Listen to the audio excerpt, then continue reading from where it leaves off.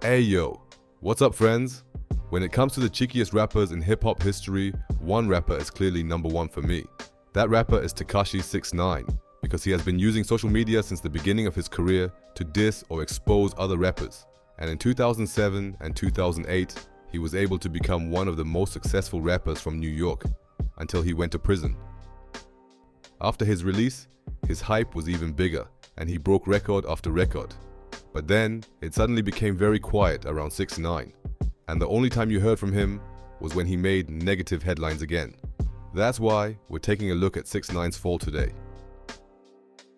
As many of you know, 6ix9ine was arrested in 2018 on various charges and sentenced to 2 years in prison, after he received a reduced sentence because he had worked with the police and betrayed his former gang.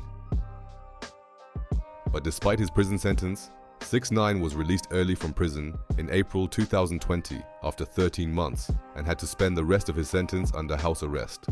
This allowed him to make music from home again and even shoot music videos there, so that the song Gooba was released just 1 month after his release. Since many were curious to see what 6ix9ine would say and do after betraying his gang, he broke records with his first live stream on Instagram and with the song Gooba. And when the song Trolls was released in June of the same year with Nicki Minaj, the first song in 6ix9ine's career to reach #1, many thought that his career would take off again. But instead of using the hype to make good music for the charts, he made the mistake, in my opinion, of shooting against other rappers again and openly admitting to being a traitor. Furthermore, he simply abandoned the poppy sound that he had created with Nicki Minaj, for example, which had actually brought him to #1, and instead rapped about gangster stuff again, while appearing in music videos with gang members, as he had done before his time in prison. However, since the hip-hop scene boycotted him because of his statements against his former gang, they didn't play his songs on the radio and didn't want to give him interviews, so his label couldn't do any good promotion, so that his album only sold 55,000 copies despite the enormous success of the 2 singles Trolls and Gooba. From then on, almost everything he released musically was a flop, and so began the downfall of 6ix9ine. From 2021 onwards, 6ix9ine was often in the news for all the wrong reasons.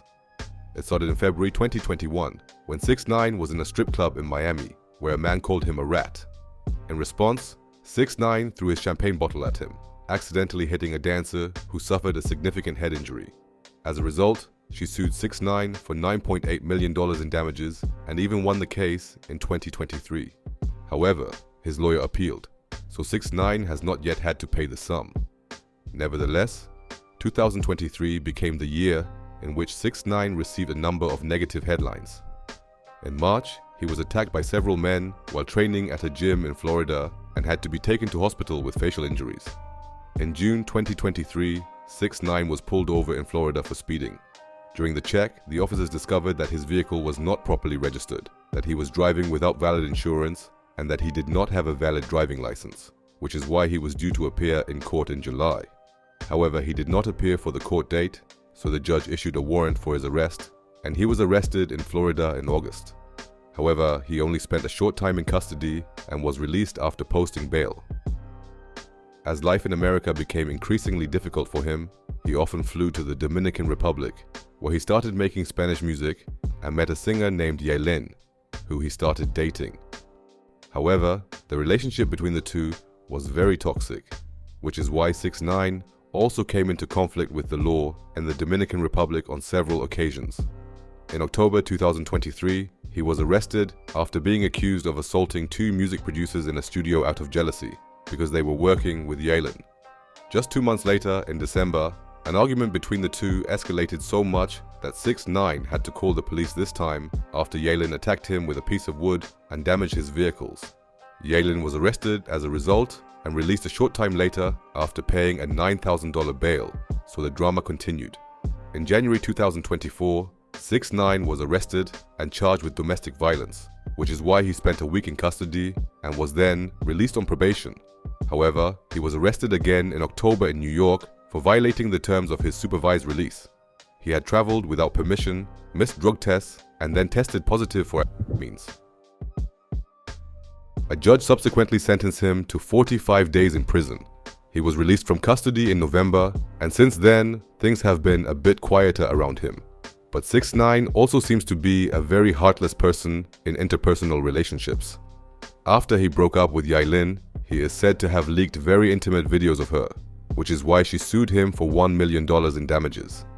His friendship with content creator Steve Will Do It also shows 6ix9ine's true colors. He met Steve through a friend, and since Steve was a huge fan of 6ix9ine, he really wanted to work with him and spend time with him. That's why Steve gave him $250,000 the first time they met, just to hang out with him, so that after a short time they became friends and were often seen together in vlogs or interviews. While they were out and about together, Steve gave 6ix9ine thousands of dollars, bought him a watch worth $400,000, and even a McLaren, of which there are only 10 in the world. But apparently 6ix9ine just took advantage of his friendship with Steve, as the next action shows. Because in 2023, Steve even made sure that 6ix9ine got a streaming deal worth $2 million from Rumble, and for that, 6ix9ine only had to stream once a week for an hour. But since 6ix9ine was already known for his wild ways, the deal also stipulated that Steve Will Do It had to vouch for 6ix9ine in case 6ix9ine failed to honor the contract. But since 6ix9ine only streamed 4 times and never went online again after receiving the money, Steve Will Do It had to pay the $2 million back to Rumble. Since then, 6ix9ine has blocked all contact with Steve, so Steve went public and revealed a few secrets about 6ix9ine. In return, he went to 6ix9ine's daughter and revealed that he only pays $4,000 a year in child support for his daughter, and that he now has $10 million in tax debts. These allegations also became public in 2024, when the tax authorities seized several luxury vehicles and the rest of his assets from 6ix9ine's house in Florida. But even that is said not to have covered the $10 million, so we can assume that 6ix9ine still has a lot of debt. Even though the whole thing is probably some kind of karma, I honestly think it's a shame that 6ix9ine didn't take advantage of his second chance and just carried on as he did before his 2018 prison sentence. I think he would have had a huge run if he had just kept making poppy music. Well, but in the end, of course, I'm interested in what you think. Do you think that's it for 6ix9ine? Or will he manage to make a comeback and sort out his financial situation? Feel free to write it in the comments. Stay healthy, and I hope to hear from you in the next video. Bugatty.